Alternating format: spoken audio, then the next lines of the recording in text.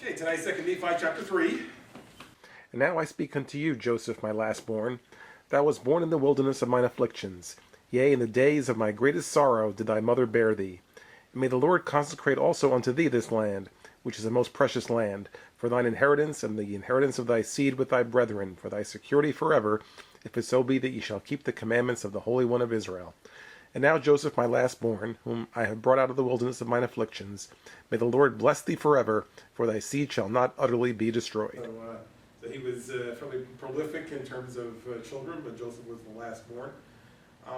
And, you know, as you can see him reflecting upon the time that's passed since they left Jerusalem, you know, as he calls it, going through the wilderness of my afflictions, and really kind of one of the hardest times of my life.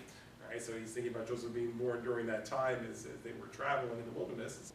But yet now here's this boy, and so he wants to give him encouragement, right? That his seed is going to continue on, so his descendants will live on, and they won't utterly be destroyed. And now kind of an important thing to keep in mind there is that now the Nephite seed in general was destroyed. Okay, so therefore some piece of Joseph's descendants must have, I'll say, got away from the main body of the people, right? Which means there is reference in the book to like different groups going off to islands and that. So they must have escaped the total annihilation that occurred. Because when we talk about the Nephite people, that's basically, I don't include Jacob and Joseph's descendants also. So the fact that Joseph's seed would never be destroyed means that some group somehow escaped that. The land that they've now inherited, the promised land, says that this will be for your seed also. As long as you keep the commandments of God, and just like for anybody else, so you keep the commandments, and your seed is blessed in this land.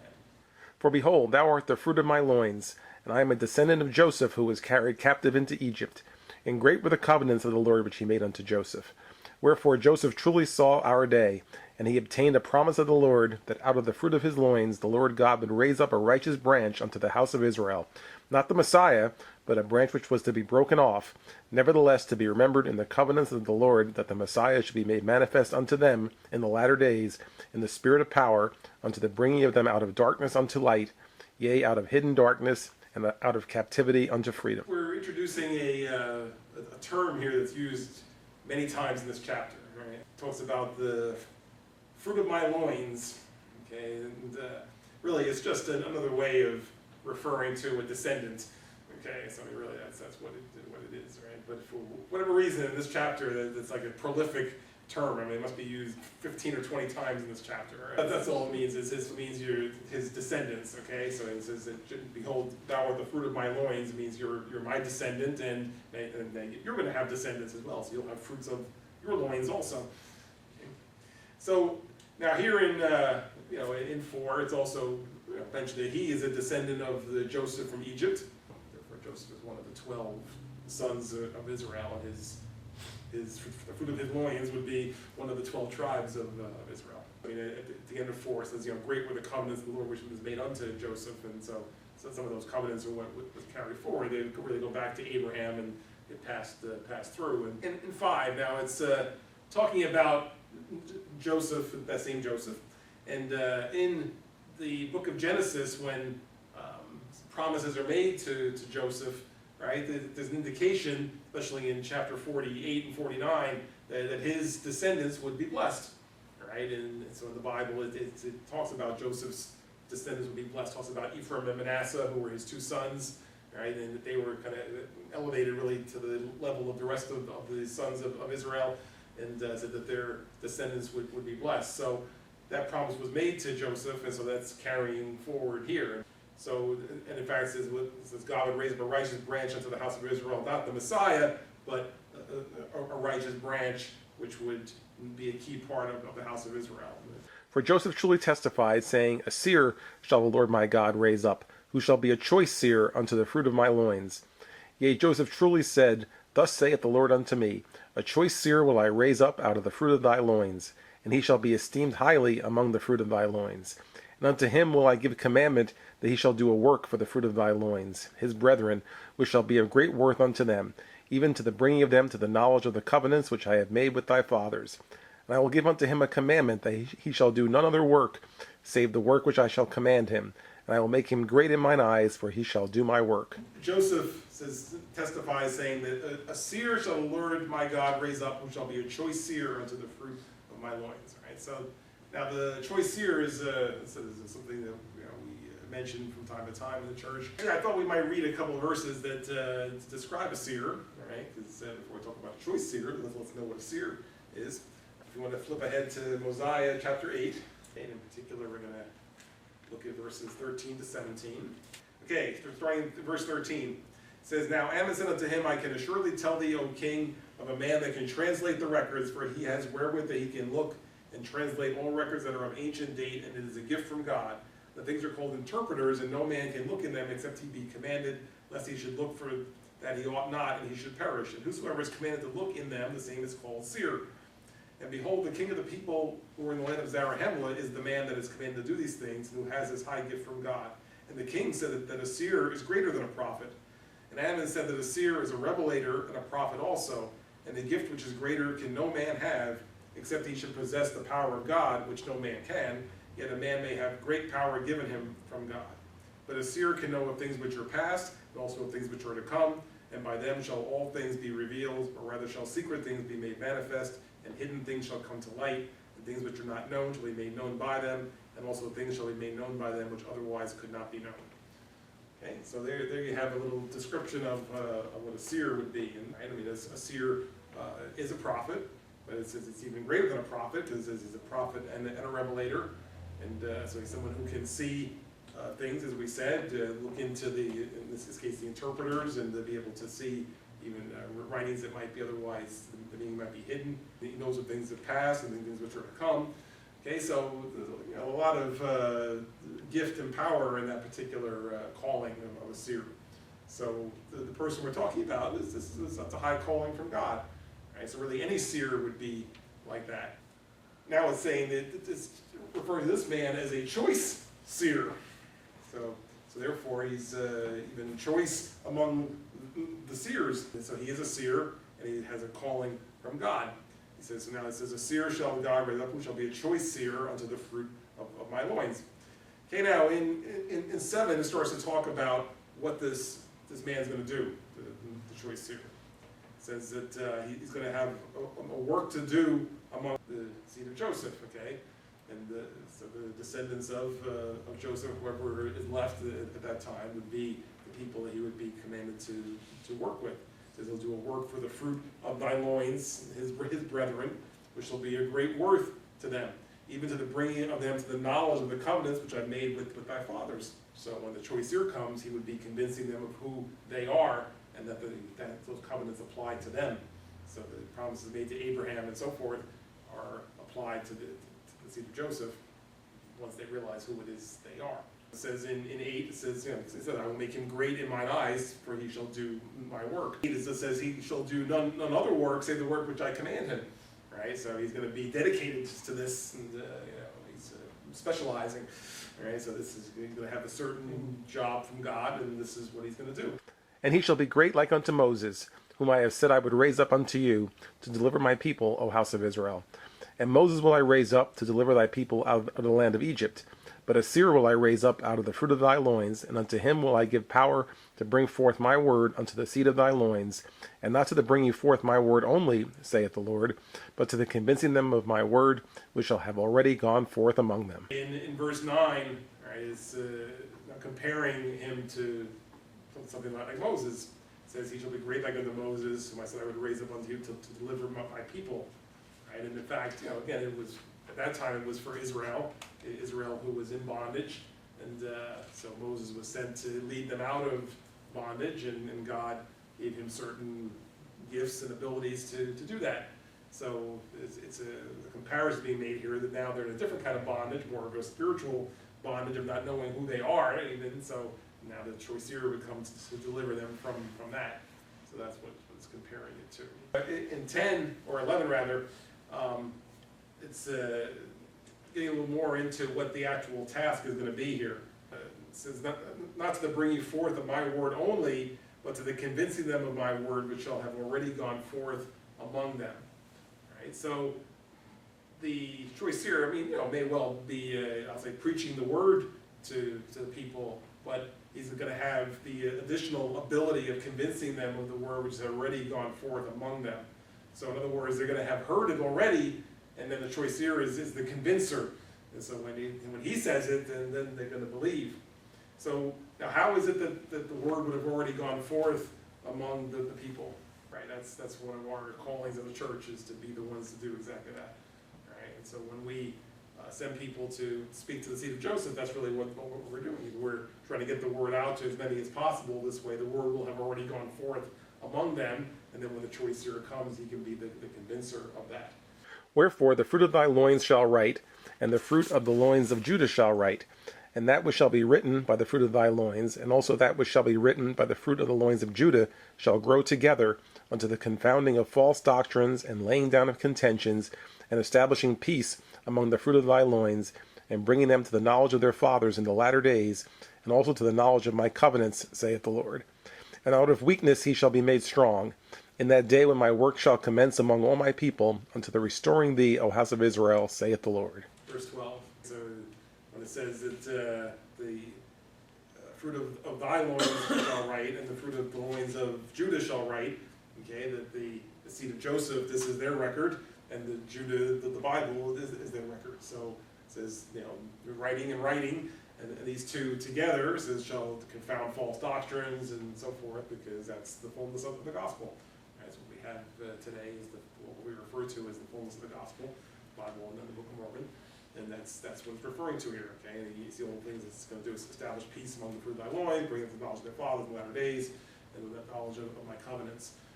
So obviously, that's what we're bringing to the seed of Joseph, is the fullness of the gospel, right? That obviously show this is their history, and this is about their ancestors. Because obviously you wouldn't get that just from the Bible, right? If you're a Native American or whoever read the Bible, they wouldn't say, "Oh, okay, I'm Israel, or I'm the seed of Joseph." Not going to get that. That comes from here. And thus prophesied Joseph, saying, Behold, that seer will the Lord bless, and they that seek to destroy him shall be confounded. For this promise which I have obtained of the Lord, of the fruit of my loins, shall be fulfilled. Behold, I am sure of the fulfilling of this promise. And his name shall be called after me, and it shall be after the name of his father. And he shall be like unto me, for the thing which the Lord shall bring forth by his hand, by the power of the Lord, shall bring my people unto salvation. In 14, it says that it's showing us that the power of God is going to be behind this work. So this isn't going to be a hit or miss thing and say, well, let's see how he does, right? But this is something really ordained by God, right? It's prophesied from back here that this is what's going to happen. The choice seer is going to come.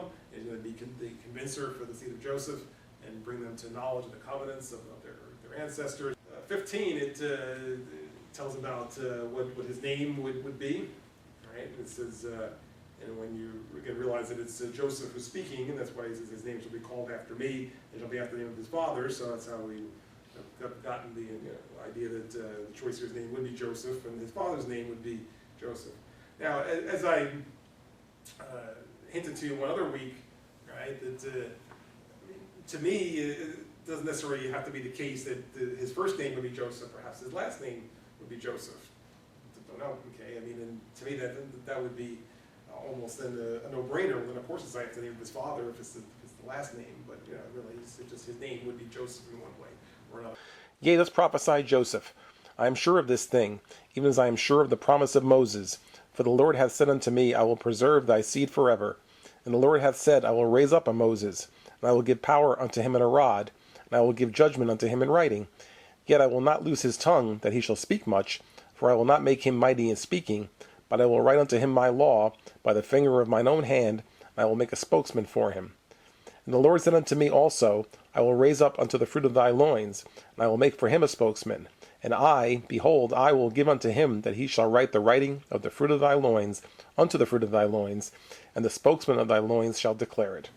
Now in 16, I just kind of like how it's emphasized. It says, I'm sure that this is going to happen, right? So it's not that this might happen, or it seems that it might. I'm sure that this is happening. As sure as I am that there's a Moses coming, there's a choice seer coming, All right, so again, this is Joseph talking, saying that this, I'm sure of this. Right? And now in 17 and 18, and we're seeing some other comparisons to Moses. Right? And now when you see in 17, it says Moses, the Moses from the Bible, says, he has obviously the power and the rod and so forth, but yet says he was not a great speaker. Okay, now, see, those of us who grew up watching Charlton Heston's Moses, that would be a surprise to you, okay? It says that the real Moses was not a great speaker, so therefore God provided a spokesman for him, and the spokesman was his brother Aaron. Right, so he was really the one who spoke to Pharaoh and so forth, and Moses was just there turning the rod into snakes and so forth. Okay, so, but it says that Moses was able to write, so he was able to put stuff in writing, and then the spokesman, his brother, would be the one who actually was the speaker. Okay, so when you consider that, then now you look at 18 and it's saying that the choice seer is going to be a similar arrangement, right? That even though he'll have great power from God, says he's not going to be a great speaker either, right? So he's going to be able to write stuff. He shall write the writing of the fruit of thy loins, and the spokesman will declare it. So he's going to be the writer, and the spokesman is going to be the speaker, right? So again, who that is, it doesn't really say, just that there would be a spokesman for him. And the words which he shall write shall be the words which are expedient in my wisdom should go forth unto the fruit of thy loins. And it shall be as if the fruit of thy loins had cried unto them from the dust, for I know their faith. And they shall cry from the dust, yea, even repentance unto their brethren, even after many generations have gone by them. And it shall come to pass that their cry shall go, even according to the simpleness of their words. Because of their faith, their words shall proceed forth out of my mouth unto their brethren, who are the fruit of thy loins, and the weakness of their words will I make strong in their faith, unto the remembering of my covenant which I made unto thy fathers. Referring to what would be written now, right? Since the choice seer will be doing some writing, and the spokesman will be declaring it. Right now, you see a little bit about how these written words are going to work. Right? See, now it says, in 19 it says that the words which he shall write, which are expedient in my wisdom, should go forth unto the fruit of thy loins.